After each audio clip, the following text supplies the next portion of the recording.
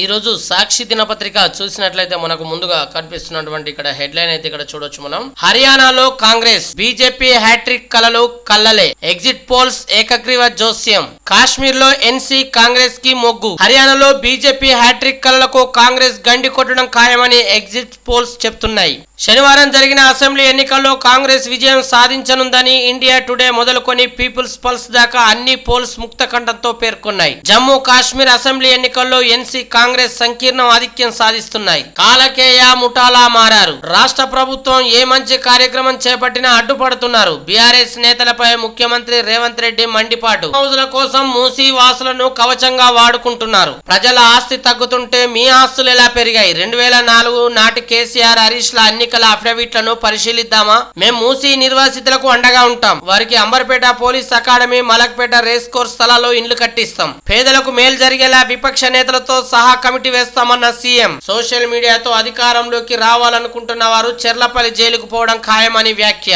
రాష్ట్ర ప్రభుత్వం ప్రజలకు మంచి చేసేందుకు ఏ కార్యక్రమం చేపట్టినా కొందరు కాలకేయ ముఠాలు అడ్డుపడుతున్నారని ముఖ్యమంత్రి రేవంత్ రెడ్డి మండిపడ్డారు. వాళ్ళు గత 10 ఏళ్లలో 100 ఎకరాల్లో ఫామ్ హౌస్లు నిర్మించుకుంటే నిరుపేద ప్రజలు మాత్రం మురుగునీరు, కలుషిత వాతావరణంలో నివసిస్తున్నారని పేర్కొన్నారు. ప్రభుత్వం మూసీ నిర్వాసితులకు అన్ని విధాలుగా అండగా ఉంటుందని భరోసా ఇచ్చారు. శనివారం హైదరాబాద్ లోని రవీంద్ర భారతిలో రాష్ట్ర ప్రభుత్వం ఆధ్వర్యంలో కేంద్ర మాజీ మంత్రి జి వెంకటస్వామి 95వ జయంతి వేడుకలను నిర్వహించారు. సీఎం రేవంత్ ఈ కార్యక్రమంలో పాల్గొని మాట్లాడారు. హైడ్రాకు చట్టబద్ధత.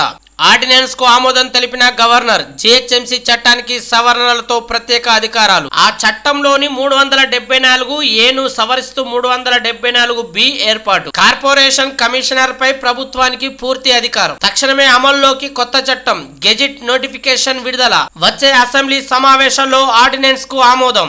మూసీ బ్యూటిఫికేషన్ కాదు, లూటిఫికేషన్. రైతుల రుణమాఫీకి పైసలు లేవు గాని 1,50,000 కోట్లతో మూసీ ప్రాజెక్టా? కందుకూరు రైతు మహాధర్నాలో BRS working president KTR fire. Indiramma ఇల్లు ఇస్తామన్నారు, ఉన్న ఇల్లు కూలగొడుతున్నారు. కమిషన్ల కోసమో రీజనల్ రింగ్ రోడ్ అలైన్మెంట్ లో మార్పులు. నాపై అడ్డగోలుగా మాట్లాడిన ఏ ఒక్కరిని వదిలిపెట్టను. క్రిమినల్ కేసులు, పరువు నష్ట దావాలు వేస్తానని వెల్లడి. కందుకూరు రైతు మహాధర్నాలో మాట్లాడుతున్న కేటీఆర్. సొసైటీలో సభ్యత్వ బేరం. జుబ్లీ హిల్స్ సొసైటీలో భాగం కండి అంటూ సొసైటీతో సంబంధం లేని ప్లాట్ల అమ్మకాలు. అక్కడ అపార్ట్మెంట్ కొనుగోలు చేస్తేనే ఇక్కడ సభ్యత్వం. ఇంకా కట్టని వివాదాల్లో ఉన్న వెంచర్ లో ప్లాట్లు అంటగట్టే ప్రయత్నాలు. ఆ వెంచర్ కు రోడ్డు సౌకర్యమే లేదంటున్న స్థానికులు. సొసైటీ పాలక వర్గ తీరుపై కొందరు సభ్యుల విస్మయం. 100 కోట్ల స్కామ్ అంటూ ఆరోపణలు. జానీ మాస్టర్ కు షాక్. నేషనల్ అవార్డు నిలిపివేత. అవార్డుల కమిటీ ప్రకటన. ఫోక్సో చట్టం కింద కేసు నమోదైన నేపథ్యంలో నిర్ణయం. రీజనల్ రింగ్ మరింత లాంగ్. 200 కిలోమీటర్లను మించనున్న రీజనల్ రింగ్ రోడ్ దక్షిణ భాగం. రాష్ట్ర ప్రభుత్వం రూపొందించిన ప్రాథమిక అలైన్మెంట్ లో పలు జలాశయాలు. గూగుల్ మ్యాప్ ఆధారంగా చేసిన ఆ అలైన్మెంట్ ఖరారు దాదాపు అసాధ్యమే. జల వనరులను తప్పించేలా మార్పులు చేస్తే మరో 10 నుంచి 12 కిలోమీటర్లు పెరగనున్న నిడివి. 1,500 మంది జవాన్లు. 48 గంటలు. ఛత్తీస్గఢ్ లో ఆపరేషన్ అబుజ్మడ్.